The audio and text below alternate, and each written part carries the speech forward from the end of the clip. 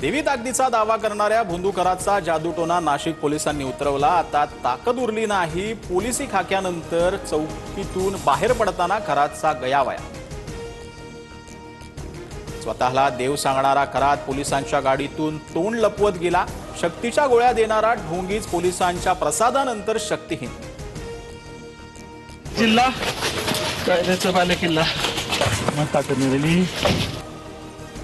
भोंदूबाबा अशोक खरातवर नाशिकच्या सरकारवाडा पोलिसात तिसरा गुन्हा। धार्मिक विधीच्या नावाखाली लैंगिक शोषण केल्याचा खरातवर आरोप, तर गरोदरपणात पूजा विधीच्या नावाखाली लैंगिक अत्याचार केल्याची तक्रार। भोंदूबाबा खरात विरोधात तक्रार करण्यासाठी आणखीन 3 महिला पुढे, तर खरातच्या नावावर तब्बल 52 मालमत्ता जमीन व्यवहार करणारा एजंट ताब्यात। अधिक तपास सुरू। भोंदू खरात प्रकरणामध्ये आयकर विभागाची एंट्री। एसआयटी तपास सुरू असतानाच आर्थिक चौकशीला वेग येणार। खरातच्या मालमत्ता आणि कोट्यावधींच्या व्यवहाराची तपासणी होणार। खरातच्या भोंदूगिरीचा भांडाफोड आम्हीच केला। खरात प्रकरणातील तपासाची सूत्र आता वरिष्ठ स्तरावरती, कुणालाही सोडणार नाही, मुख्यमंत्री फडणवीसांचा इशारा। खरातसोबतच्या फोटोवरून राजीनामा मागणं हा पोरखेळ। विरोधकांचे सर्वाधिक पुरावे माझ्याकडे। खरातच्या संस्थेला पाणी देण्यापासून ते राजकीय कनेक्शन पर्यंत सर्व तपासणार, फडणवीसांचा कडक इशारा। भोंदूबाबाच्या दरबारात जाणाऱ्या मंत्र्यांना सहआरोपी करा, संजय राऊतांची मागणी। तर भोंदूगिरीला पायघडा घालणाऱ्या तत्कालीन मुख्यमंत्री उद्धव ठाकरेंनाही सहआरोपी करायचं का, नवनाथ बन यांचा सवाल। खरात प्रकरणावरून विकास लवांडेंचा सुनील तटकरेंवर निशाणा। तटकरेंच्या फोटोमधील बोटाच्या जखमेचं रहस्य काय, लवांडेंचा सवाल। तर गाडीचा दरवाजा लावताना अंगठ्याला दुखापत, आनंद परांजपेंचं उत्तर।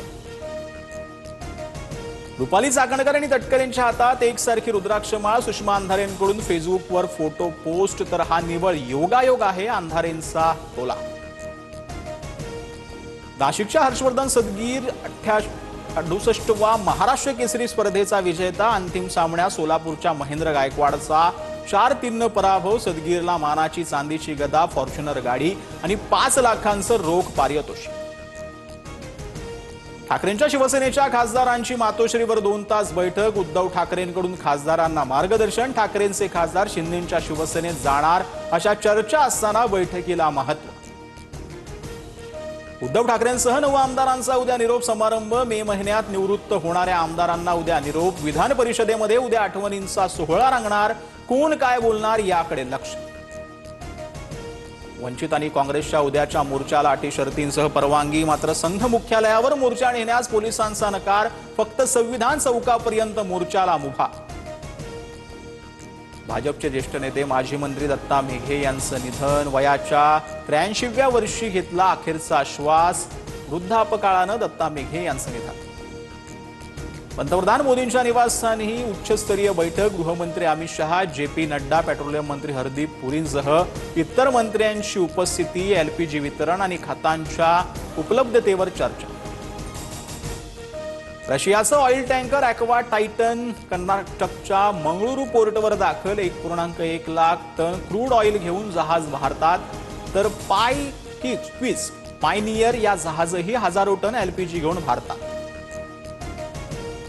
होर्मुझच्या सामुद्रधुनीवरून तणाव वाढला। डोनाल्ड ट्रम्प यांच्याकडून इराणला 48 तासांचा इशारा। सामुद्रधुनी खुली करा, अन्यथा पॉवर प्लांट उद्ध्वस्त करू, ट्रम्प आक्रमक।